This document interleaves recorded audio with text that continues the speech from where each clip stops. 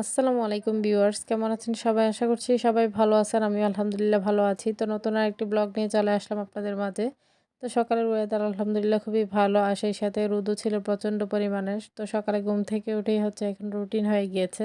বাচ্চাদেরকে ঘুম থেকে উঠে হচ্ছে কিছু খাইয়ে দিয়ে আরকি মেডিসিন খাওয়ানো।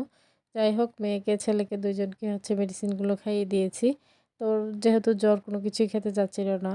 আর এখান থেকে আপনারা অবশ্যই একটা বড়ই গাছ দেখতে পেরেছেন। তো এখন যেহেতু সিজন নেই, তারপরও হচ্ছে গাছের মধ্যে বেশ ভালোই বড়ই ছিল। যাই হোক মা হচ্ছে সেগুলো পেড়ে নিয়ে আসবে আরকি। তো আমি এখানে হচ্ছে সকালের নাস্তায় মেজো কাকি হচ্ছে আরকি তালের পিঠা বানিয়ে দিয়ে গেল আমাদের ঘরে অনেকগুলো।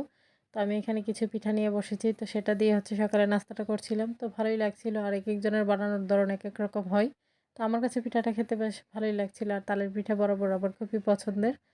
তো যাই হোক মেয়েকেও একটু দিতেছিলাম। ও যেহেতু তিতা লাগছিল জ্বরের কারণে ও খেতে চাচ্ছিল না। তো এরপর হচ্ছে দুধ চা নিয়ে বসছি আরকি।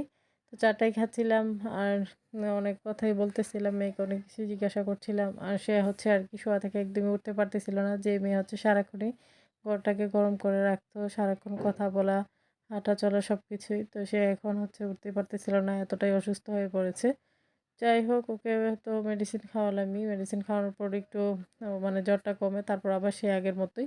তো এখানে মা হচ্ছে গাছ থেকে খুঁজে, খুঁজে কিন্তু বড়ইগুলো পেড়ে নিয়ে আসছে। তো প্রত্যেকদিনই হচ্ছে আমার কাজিনরা পারে তো আমরা দেখি। তো ওরাও হচ্ছে বলতেছিল যে অনেকগুলো বড়ই ধরেছে যাই হোক। তো সেজন্যই আরকি মা গিয়ে আবার হচ্ছে এগুলো নিয়ে আসলো আরকি পেড়ে। তো দেখতে কিন্তু বেশ সাইজগুলো বড়ই ছিল। তো সিজন ছাড়া ফলগুলো খেতে কিন্তু বেশ ভালো লাগে যখন হচ্ছে অসিজন এগুলো ধরে। আর যাই হোক আর এমনিতে কিন্তু গাছের মধ্যে এই বড়িগুলো যখন সৃজনে ধরে অনেক টক থাকে। তো এখন যেহেতু সৃজন ছাড়া আর হচ্ছে সেরকম বড় হতে পারেনি। তো সেজন্য এতটা টক লাগছিল না, ভালোই লাগছিল। তো এখানে আমি, বাবা আর আমার বোন সবাই মিলেই খাইতেছিলাম। ভালোই লাগছিল ফলগুলো। মজা করেই খাচ্ছিলাম। তো মেয়েকেও বলতেছিলাম খেতে, তো সে খাবে না। তার কোনো কিছুই ভালো লাগছিল না। তো সবার কাছে আমার ছোট্ট একটি রিকোয়েস্ট, কেউ স্কিপ করবেন না। পুরো ভিডিওটি দেখে নিবেন। ভিডিওর কোনো অংশ দেখে যদি আপনাদের ভালো লেগে থাকে লাইক, কমেন্ট, শেয়ার করে দিবেন। আমার ছোট্ট চ্যানেলটিকে সাবস্ক্রাইব করে বেল আইকনটি বাজিয়ে দিবেন। যাই হোক দেখতেই পারতেছেন কতটা মজা করে খাইতেছিলাম।